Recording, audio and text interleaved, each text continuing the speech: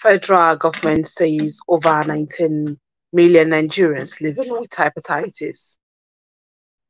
Guri local government council spends 42 million naira for rebuilding of Guri district head palace. European Union suspends security cooperation and budgetary aid in Niger Republic.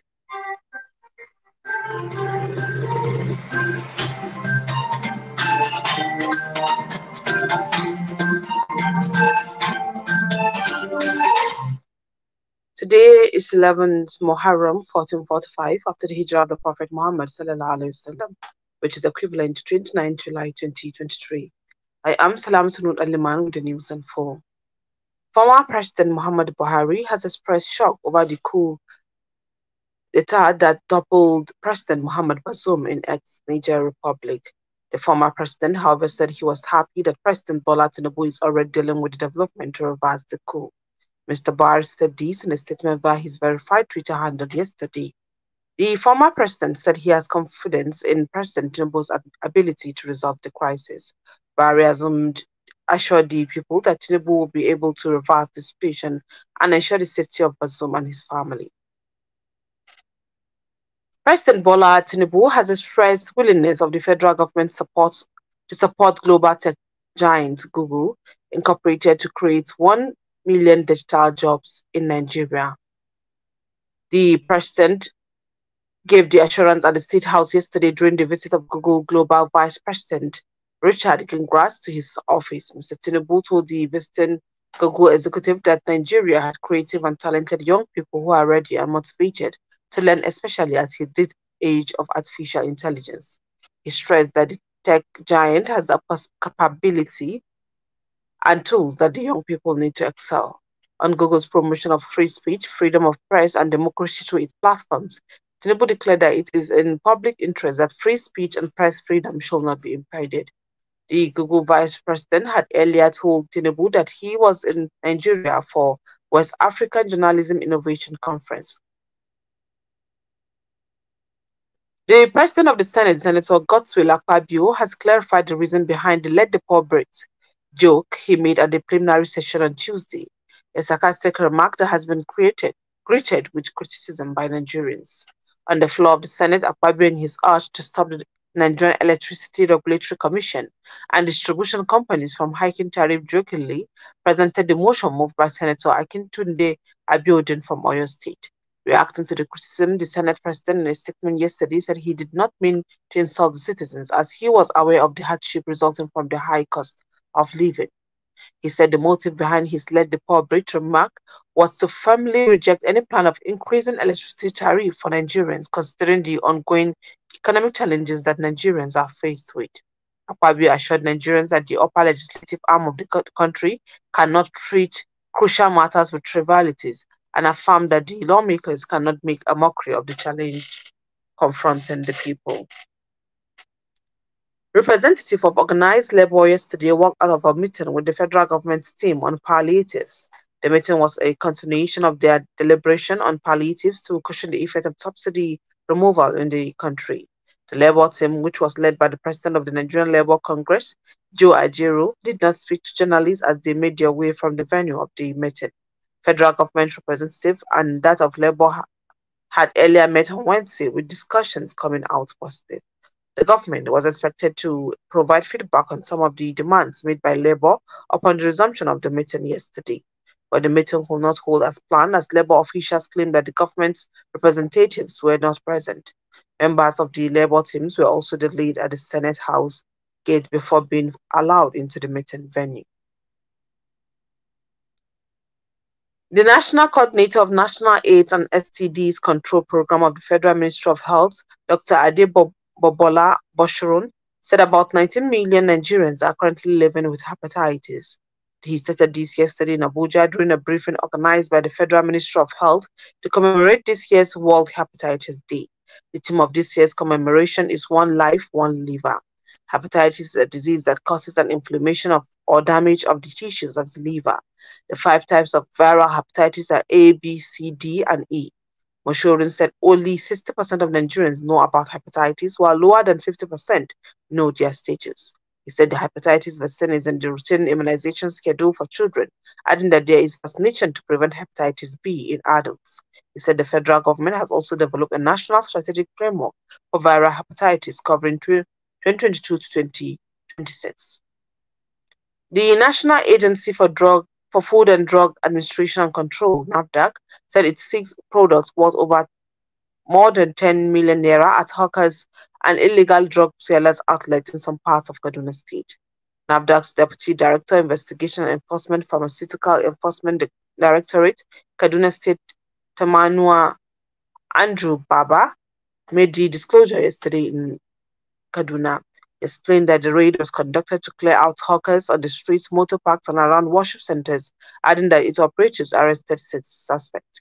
Mr. Andrew Baba added that the raid was conducted following the media sensitization campaign on dangers of drug hawking and ripening of fruits with calcium carbide, which began 2 weeks ago.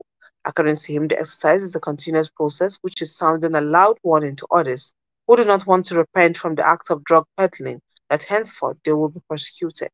The NAFDAC boss said some of the items seized were over-the-counter drugs which were not supposed to be sold by hawkers.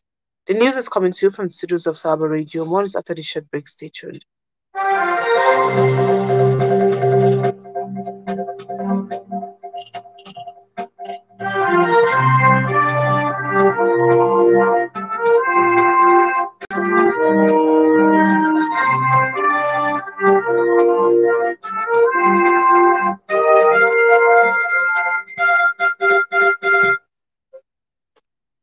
Welcome back. You're still into the services of Sawaba Radio 104.9 Hadija. Governor Malam Umar Namadi yesterday inspected Maigatari border-free zone located at Maigatari town along the Nigerian-Niger border, managed by the Jigawa state government.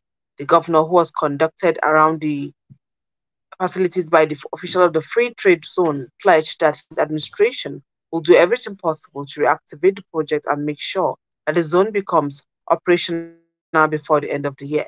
The border-free zone is meant to encourage commerce and industry, particularly the export of goods made in Nigeria, and to provide easy access to the Republic of Niger and other landlocked countries in the West African sub-region. Then market has 11 warehouses, banking facilities, hotel accommodations, a container terminal, and security services. Guri local government has spent a total sum of 42 million naira for the rebuilding of Guri district head palace. The chairman of the local council, Honorable Musa Shaibu Muhammad, disclosed this during a groundbreaking ceremony to welcome the newly posted district head of Guri Sarkin Shanan Hadeja Usman Umar Usman to Guri Palace. Musa Shaibu Guri commended the Hadeja Emirate Council for the appointment of new district head to succeed his late father. He called on all people of Guri to support the new district head to discharge his responsibility. Shaib also urged farmers and Fulani groups to always respect laws and order to stay peaceful. In his speech, the Emir of Hadija Alhaji Adamu Abubakar Maji, who was represented by Waziri of Hadija Alhaji Sambo Amr, said Hadija Emirates Council will help the new district head in discharging his duty. In his part, the new district head Alhaji Usman Umar Usman, Sarkin Shanan Hadija, expressed satisfaction and appreciation to the warm reception organized in his honor. The member representing Ningi Warji Federal Constituency of Bauchi State, Adamu Hashim Muranga, raised the alarm over heightened insecurity in the form of killings and kidnapping by fleeing bandits who have relocated to Bura Forest. Speaking to reporters on telephone today, he said bandits fleeing an intense campaign by the military in Zamfara State were attacking communities in his constituency. It could be recalled that the lawmakers had earlier presented a motion on Thursday calling on the federal government to tackle the situation. He said that since March 2023, there had been various cases of kidnapping, killing, and attacks on many communities. Ranga said 4 people, including the village head of Palma, were kidnapped and released after a payment of 13 million naira ransom, while 9 were brutally killed by the bandits. Yobe State government says it has procured 1,500,000 doses of vaccines to cover the vaccination exercise of estimated livestock population of about 7 million in all of the 17 local government areas of the state. Governor Mimala Buni made this known during the flag-off of the exercise at Kukarita, a community in Damaturu, the state capital, yesterday. He said the event provide us with a special opportunity to take urgent and concrete steps to prevent the spread of anthrax from disease from one other part of the country into the state, as well as control of desert encroachment. On July 17, the federal government confirmed the first case of anthrax in Nigeria, disclosing that the disease was detected in a farm in Niger State. Now to international scene. After seizing control in a coup, the African Union has requested that the military in Niger return to their barracks and restore constitutional authority within 15 days. Following a meeting on Niger coup yesterday, the African Union's Peace and Security Council issued a declaration demanding that the military troops immediately and unconditionally return to their barracks and restore constitutional authority within a maximum of 15 days. It expressed extreme worry over the alarming resurgence of military coups throughout Africa and condemns in the strongest term possible the toppling of the elected government and its president Mohamed Bazoum. On Wednesday, members of the Nigerian military said in a statement broadcast on national television that they had overthrown President Mohamed Bazoum, closed borders, and imposed a curfew in the country until further notice. It came hours after members of the Presidential Guard detained Bazoum at his residence and sealed off access to offices in the Nigerian capital of Niamey. The European Union has suspended all security cooperation with Niger after the country's army took power in a coup. It comes shortly after the United States declared its unflagging support for ousted President Mohamed Bazoum, seen as a key Western ally in the fight against Islamist militants. Yesterday, the head of the Presidential Guard unit, General Abdurrahmani Chani, declared himself Niger's new leader. He said insecurity, economic woes, and corruption led him to seize power.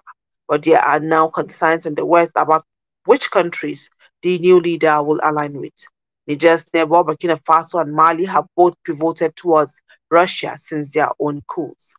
European Union Foreign Policy Chief Joseph Borrell joined the United States and France in refusing to recognize the coup leaders and said security cooperation and budgetary aid was being suspended indefinitely.